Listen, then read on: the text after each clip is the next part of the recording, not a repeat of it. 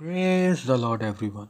ना आदमियों की तरफ से, ना कलीसिया की तरफ से, बल्कि खुदावंद यीशु मसीह की तरफ से आप सब पर सलामती हो। एक शागिर्द की आवाज़ के प्रोग्राम के साथ आपके हुजूर में हाजिर होता हूँ और मैं खुदा का शुक्र करता हूँ कि उसने एक बार फिर मौका दिया कि आपके हुजूर में टॉपिक पेश कर सकूँ। तो मेरे भाइयों और बहनों, आज हम लोग सीखेंगे पाकीज़गी के बारे में। तो मेरे भाइयों और बहनों, अगर आपके पास बाइबल मुकद्दस है तो मेरे साथ मिलकर निकालिए रोमियो के नाम हत 12 बाब और उसकी 1 और 2 आयत। कलामे मुकद्दस में लिखा है, बस ए भाइयों, मैं खुदा की रहमतें याद दिलाकर तुमसे इल्तमास करता हूँ कि अपने बदन ऐसी कुर्बानी होने के लिए नज़र करो जो जिंदा और पाक और खुदा को पसंदीदा हो। यही तुम्हारी माकूल इबादत है। और इस जहान के हम शक्ल ना बनो, बल्कि अक्ल नई हो जाने से अपनी सूरत बदलते जाओ, ताकि खुदा की नेक और पसंदीदा और कामिल मर्जी तजर्बा से मालूम करते रहो। आमीन। मेरे अजीज़ों, जैसा कि हम लोग पुराने प्रोग्रामों में सीखा था कि पाकीज़गी से हम लोग खुदा के पास जा सकते हैं। जब हमारे बदन पाक होंगे तो फिर ही हम लोग यीशु मसीह को पसंद आएंगे, खुदा को पसंद आएंगे, और यही हमारी क्या होगी? माकूल इबादत होगी। तो मेरे भाइयों और बहनों, आज हम लोग बनी इसराइल का हाल देखेंगे। जब बनी इसराइल बियाबान में फिर रही थी, तो मेरे भाइयों और बहनों, आप लोग खुद सोचो कि उस टाइम तो एसी भी नहीं थे, तो बंजर ज़मीन में बियाबानों में खुदा बनी इसराइल को लेके आ रहा था। लेकिन मेरे भाइयों और बहनों, बनी इसराइल क्या थी? खुदा के जलाल के नीचे थी। तो इसीलिए मेरे भाइयों और बहनों, जब हम लोग भी खुदा के जलाल के नीचे आ जाएंगे तो हम लोगों में भी पाकीज़गी आ जाएगी। तो हम लोग भी खुदा से लाखों करोड़ों बरकतें पाएंगे। फिर हम लोग भी जहाँ पर दूध बहते हैं, जहाँ पर शहद होता है, यीशु मसीह खुदा हमें वो जगह देगा। लेकिन मेरे भाइयों और बहनों, हम लोग करना क्या पड़ेगा? हम लोग को मट्टी बनना पड़ेगा। हम लोग को अपने जिस्मों को ज़िंदा करना पड़ेगा। हम लोग को पाक होना पड़ेगा। तो फिर ही हम लोग खुदा को पसंद आएंगे, और यही हमारी माकूल इबादत होगी। लेकिन मेरे भाइयों और बहनों, बाइबल मुकद्दस में लिखा हुआ है कि जब बनी इसराइल मुल्क मिस्र से निकल आए तो फिर योशुआ की वफ़ात के बाद क्या हुआ? क्या हुआ कि एक पुश्त पैदा हुई जो ना खुदा को और ना उसके कामों को जो उसने इसराइल के लिए किए थे जानते नहीं थे। तो मेरे भाइयों और बहनों, आज हम लोग यंग जनरेशन को दोष देते हैं। हम लोग बोलते हैं कि हाँ, आज के जवान ऐसे बुरे बुरे काम करते हैं क्योंकि आज के जवान ये करते हैं, आज के जवान वो करते हैं। लेकिन मेरे भाइयों और बहनों, हमारे जवान भाइयों को, जवान बहनों को कोई बताने वाला भी तो हो ना कि कलाम हमें क्या बता रहा है, कलाम हमें क्या बोल रहा है। क्योंकि हमारे जवान भाइयों को, जवान बहनों को कलाम के बारे में बताने वाला कोई होता ही नहीं है। हम लोग को कोई सच्चाई की बातें बताने वाला होता ही नहीं है कि कलाम हमें क्या बता रहा है, कलाम हमें क्या राह दिखा रहा है कि हम किस तरह खुदा के पास आएँ, किस तरह खुदा के हुजूर में आएँ, किस तरह खुदा की इबादत करें, किस तरह हम लोग खुदा को पसंद आएंगे। क्योंकि आज हमारी माएँ और बाप वो क्या करते हैं? उनके पास भी टाइम नहीं होता, वो लोग भी कलाम से महरूम रहते हैं। तो फिर हम लोग बोलते हैं कि हमारी यंग जनरेशन बर्बाद हो रही है। यंग जनरेशन बर्बाद क्यों हो रही है? क्योंकि हमारे आजकल के जो बूढ़े लोग हैं वो क्या करते हैं? बैठ के कभी लूडो खेलते रहते हैं या कभी ताश खेलते रहते हैं। अरे मेरे भाइयों, वही आप लोग बैठ के खुदा के कलाम की बातें करो, ताकि जवान आपको देख कर सीखे कि हाँ, हम लोगों ने कलाम पढ़ना है, हम लोगों ने खुदा के कलाम पर ध्यान देना है। लेकिन मेरे भाइयों और बहनों, आज हम लोग के अंदर कलाम नहीं होता और हम लोग एक दूसरे पर ताना देते रहते हैं। जैसे हम लोगों ने पिछले पूरा में सीखा कि अफसोस उस आदमी पर जो अपने हालिक से झगड़ता है।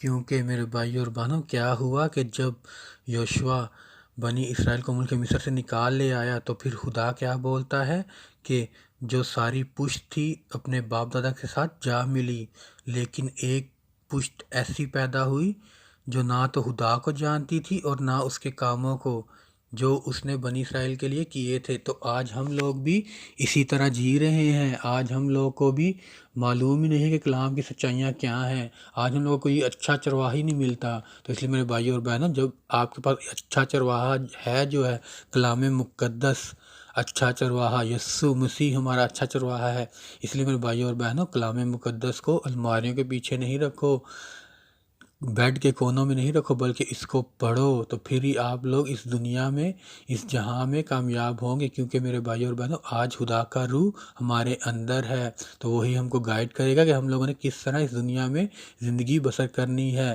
تو میرے بھائی اور بہنوں، آپ لوگ خود سوچیں کہ جب بنی اسرائیل ملک مصر سے نکلی تو وہ کہاں کہاں سے گزرے، ان لوگوں نے راستے میں کون کون سی مشکلیں نہیں دیکھی ہوں گی، لیکن میرے بھائی اور بہنوں خدا بنی اسرائیل کو یاد کرواتا ہے۔ کیا بولتا ہے خدا کہ میں تیری جوانی کی الفت کو اور تیرے بیاہ کی محبت کو یاد کرتا ہوں کہ تو بیابان اور بنجر زمین میں میرے پیچھے پیچھے چلی۔ تو میرے بھائی اور بہنوں آج ہم لوگ خود سوچیں کہ بنی اسرائیل کیا تھی، بنجر زمین میں اور بیابان میں خدا کے پیچھے پیچھے چلی۔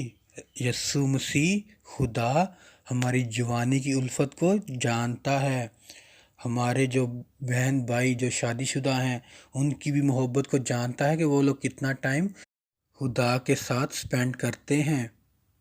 میرے بھائیوں اور بہنوں، ہسبینڈ وائف کے رشتے میں جب تیسرا آدمی آ جائے تو ہسبینڈ برداشت نہیں کرتا، بیوی برداشت نہیں کرتی۔ اسی لیے میرے بھائیوں اور بہنوں جب خدا کے اور ہم لوگ کے درمیان تیسرا آدمی آ جائے، شیطان آ جائے، تو خدا بھی برداشت نہیں کرتا، کیونکہ میرے بھائیوں اور بہنوں یسوع مسیح نے ہمیں قیمت سے خریدا ہے۔ لیکن آج ہم لوگ اپنے بدنوں کو پاک نہیں رکھتے، آج ہم لوگ وہی گناہ میں زندگی گزارتے رہتے ہیں۔ میرے بھائیوں اور بہنوں جب بنی اسرائیل ملک مصر سے نکل آئی تو پھر خدا آگے کیا بولتا ہے کہ تمہارے باپ دادا نے مجھ سے کون سی بے انصافی پائی جس کے سبب سے وہ مجھ سے دور ہو گئے، اور انہوں نے یہ نہیں کہا کہ خدا کہاں ہے جو ہم کو ملک مصر سے نکال لایا، اور بیابان اور بنجر اور گھڑوں والی زمین میں سے اور خشک زمین اور موت کے سائے کی زمین جہاں سے نہ کوئی گزرتا ہے اور نہ کوئی بودا باش کرتا تھا، خداوند ہم لوگ کو وہاں سے نکال کر، ملک مصر سے نکال کر اچھی سرزمین میں لے کے آیا جہاں پر دودھ اور شہد بہتے ہیں۔ تو میرے بھائی اور بہنوں آج ہماری زندگیاں کیوں اس طرح ہوتی ہیں؟ کیونکہ ہم لوگ کہاں پر گھوم رہے ہیں؟ ہم لوگ بنجر زمین میں گھوم رہے ہیں، ہم لوگ گھڑوں والی زمین میں گھوم رہے ہیں، ہم لوگ خشک زمین میں گھوم رہے ہیں، ہم لوگ موت کے سائے کی زمین میں گھوم رہے ہیں۔ تو خداوند ہمیں وہاں سے نکال کر پھر اچھی سرزمین میں لے کے آئے گا جہاں پر دودھ اور شہد بہتے ہیں۔ لیکن جب ہم لوگ اپنے بدنوں کو پاک کریں گے، جب ہم لوگ اپنے بدنوں کو زندہ کریں گے، تو پھر ہی ہم لوگ خدا کو پسند آئیں گے، اور یہی ہماری کیا ہوگی؟ معقول عبادت ہوگی۔ میرے بھائیوں اور بہنوں آپ لوگ خود سوچو کہ جب بنی اسرائیل ملک مصر سے نکل رہے تھے تو راستے میں کون کون سی جگہ آئی تھی؟ گھڑوں والی۔ تو میرے بھائیوں اور بہنوں وہ لوگ باتھ روم کہاں جاتے ہوں گے؟ وہ لوگ تو زمین کے اندر ہی باتھ روم کر کے تو اس کے اوپر مٹی ڈال دیتے تھے۔ میرے بھائیوں اور بہنوں یہ جانور آپ لوگ دیکھتے ہو، کتے بلی کو اور دوسرے جانوروں کو جو لوگ باتھ روم کر کے اس کے اوپر مٹی ڈال دیتے ہیں، تو انہیں میرے بھائی اور بہنوں ان لوگوں نے بنی اسرائیل سے ہی سیکھا ہوا ہے۔ آج انسان بھول جاتا ہے کہ ہم لوگوں نے یہ کام کیے ہیں، لیکن جانور کبھی نہیں بھولتے۔ میرے بھائیوں اور بہنوں آپ لوگ خود فیصلہ کرو نا کہ جب آدمی باتھ روم جاتا ہوگا تو کون ان کو دیکھتا ہوگا؟ جانور ہی دیکھتے ہوں گے نا، جانور ہی تو ان کے ساتھ ہے تھے۔ تو اس لیے میرے بھائی اور بہنوں انسان بھول جاتا ہے لیکن جانور کبھی نہیں بھولتا۔ میرے بھائیوں اور بہنوں آج ہم لوگ دوسرے مذاہب کی طرف دیکھیں کہ جب وہ لوگ خدا کے حضور میں جاتے ہیں تو وہ کس طرح اپنے بدنوں کو पाकीज़गी के साथ लेके जाते हैं। आप लोग खुद फैसला करो। आप लोग भी तो देखते हो कि दूसरे मज़ाहिब किस तरह खुदा के हुजूर में जाते हैं और हमारी बहनें, हमारे भाई किस तरह खुदा के हुजूर में जाते हैं, क्योंकि हम लोग क्या सीख रहे हैं? पाकीज़गी के बारे में। लेकिन आज हमारे अंदर पाकीज़गी नहीं होती, तो फिर हम लोग बोलते हैं कि यीशु मसीह हमें बरकतें नहीं देता।